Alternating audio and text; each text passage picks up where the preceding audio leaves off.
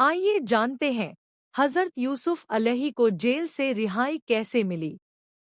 जब खुदा को मंजूर हुआ कि हजरत यूसुफ को कैद से रिहाई मिले तो इसका सामान इस तरह किया गया कि बादशाह मिस्र ने एक अजीब व गरीब ख्वाब देखा। उसने देखा कि 7 मोटी ताजी गायें दरियाए नील से बाहर निकली, जिनके पीछे 7 गायें और भी निकली, लेकिन वह निहायत दुबली पतली थी। बादशाह ने देखा कि दुबली गायों ने उन मोटी गायों को निगल लिया, लेकिन इसके बावजूद उनके पेट पिचके ही रहे। वह दुबली ही रहीं, इसलिए कि उनकी भूख बहुत ज्यादा थी।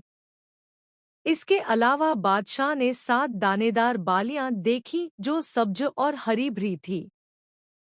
इसके साथ उसने 7 बालियां सूखी हुई और खुश्क देखीं। बादशाह ने देखा कि खुश्क बालियां सब्ज बालियों से लिपट गईं, यहाँ तक कि सब्ज बालियों की सब्जी बाकी न रही। बादशाह जागा तो बहुत फिक्रमंद और रामगीन हुआ। तमाम जादूगरों और काहिनों को बुलाया और उसने अपने ख्वाब की ताबीर पूछी। कोई भी ख्वाब की ताबीर न कर सका। सबने कहा, यह तो रुवाबे प्रेषा है, यह तो उड़ते सपने हैं, ऐसे ख्वाबों की ताबीर हम नहीं करते। अचानक साकी को यूसुफ की याद आई। उसे याद आया कि कभी उसने भी ख्वाब देखा था जिसकी कितनी सच्ची ताबीर यूसुफ ने बयान की थी। उसे ख्याल आया कि उसने यूसुफ से कुछ वादा भी किया था। साकी ने बादशाह से कहा, इन लोगों की बातें बेकार हैं। आपके ख्वाब बेशक सच्चे हैं और यकीनन इनकी कोई ताबीर भी है। फिर उसने अपना सारा किस्सा बादशाह से बयान किया कि उसने किस तरह कैदखाने में ख्वाब देखा था जिसकी सही ताबीर यूसुफ ने बयान की थी। बादशाह ने कहा, यूसुफ कौन है? उसके हालात बयान करो। साकी ने कहा, जहांपनाह, मैं ज्यादा तो नहीं जानता मगर इतना समझता हूँ कि वह करीमजादा है और इब्राहिम की औलाद में से है। उसे सूरत भी मिली है और सोरत भी। अजीज ने अपनी औरत के कहने से कैद कर रखा है यूसुफ को। बादशाह ने कहा, कैदखाने जाओ और पहले ख्वाब की ताबीर मालूम करो। साकी कैदखाने पहुंचा और कहा, बादशाह ने एक अजीब व गरीब ख्वाब देखा है। तुम उसकी ताबीर बयान करो ताकि बादशाह तुम्हारा रुतबे व कीमत को समझ जाए और तुम्हें कैद से रिहाई भी हासिल हो। फिर उसने बादशाह का ख्वाब हजरत यूसुफ से बयान किया।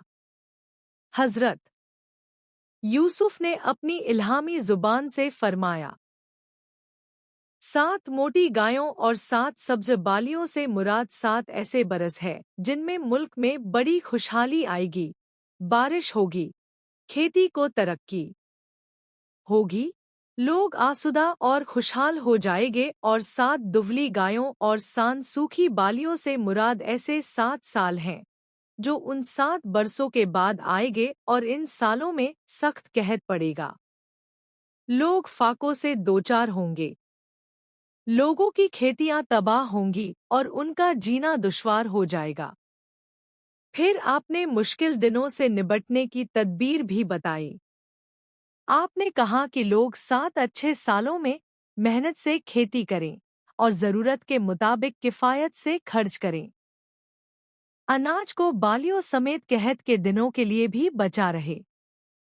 कहत का ज़माना गुजरने के बाद फिर दिन फिरेंगे, बारिश होगी और लोग आसुदा और खुशहाल हो जाएंगे।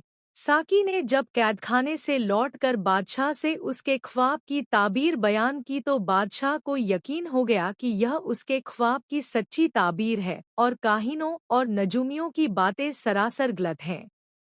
बादशाह ने हुक्म दिया, यूसुफ को कैद से रिहा किया जाए। वह यूसुफ से मिलने के लिए बहुत बेकरार हुए। साकी ने कैदखाने में पहुंचकर हजरत यूसुफ से कहा, बादशाह ने तुम्हारी रिहाई का हुक्म दे दिया है। वह तुमसे मिलने का बेहद आरजूमंद है। अब तुम मेरे साथ बादशाह की बारगाह में चलो और तमाम फिक्र व रंज को बिल्कुल भुला दो। हजरत यूसुफ ने कहा, ऐसा न होगा। तुम फिर बादशाह के पास जाओ और कहो, उन औरतों का क्या हाल है जिन्होंने अपने हाथ काटे थे, यानी जो महफिल में बेदस्त और बेतदबीर होकर रह गई थीं। जब बादशाह तक हजरत यूसुफ का यह पैगाम पहुंचा तो वह बहुत हैरान हुआ और साकी से इसके बारे में जानना चाहा। साकी ने कहा, गुलाम इब्रानी है। वह निहायत हसीन और जमील है। अजीज मिस्र ने उसे खरीदा है। फिर साकी ने हजरत यूसुफ के कैद होने और महफिल में शशदर होने का तमाम किस्सा बयान किया। बादशाह ने जेलर को बुलाकर हजरत यूसुफ के कैद होने की रुदाद पूछी। उसने कहा, यूसुफ को अजीज मिस्र ने कैद किया है। यूसुफ का हाल यह है कि वह रोजे से रहता है और शाम को बहुत थोड़ा खाता है और अपना खाना जरूरतमंदों और मोहताजों को दे देता है। फिर बादशाह ने अजीज मिस्र को बुलाया और हजरत यूसुफ के बारे में पूछा। उसने कहा, मैंने इस गुलाम को खरीद कर अपना बेटा बना लिया था, लेकिन उससे बड़ी खियानत हुई है, इसलिए उसे कैद की सजा दी गई है। बादशाह ने फिर साकी को भेजा और यूसुफ को बुलाया, लेकिन उन्होंने फिर इनकार कर दिया और कहा, मैं तो उसी वक्त बाहर आ सकता हूँ जबकि उन औरतों से मेरा हाल पूछा जाए और अजीज मिस्र को भी सही हकीकत मालूम हो जाए और उसका शुबहा दूर हो। बादशाह निहायत हैरान हो था। उसने उन औरतों को हाजिर कराया जो जुलेखा की मजलिस में शरीक हुई थी। उसने उनसे यूसुफ और जुलेखा का हाल पूछा। वह बोली, खुदा की पनाह, हमने तो यूसुफ में कोई बुराई नहीं देखी। फिर जुलेखा को भी तलब किया गया। उसने कहा, अब जब बात यहाँ तक पहुँच गई है तो मैं सच्ची बात नहीं छिपाऊंगी। हकीकत यह है कि मैंने ही यूसुफ को अपनी तरफ माइल करना चाहा था। कसूर मेरा है। वह अपने किरदार का सच्चा है। इस तहकीकात के बाद हजरत यूसुफ ने फरमाया, तहकीक कराने से मेरी गरज सिर्फ यह थी कि मेरी बेगुनाही जाहिर हो जाए और अजीज मिस्र भी जान ले कि मैंने उसकी अमानत में कोई खियानत नहीं की। जब मामला रोशन हो गया और हजरत यूसुफ अलैहिस्सलाम की पाकबाजी सूरज की तरह जाहिर हो गई और उनको बादशाह की रिहाई का पैगाम पहुंचा तो उन्होंने कैदियों को दुआएं खैर दी और कैदखाने से बाहर आए और इसके बाद गुस्ल किया और लिबास बदले और बादशाह के खास पर सवार होकर दरबार में पहुंचे।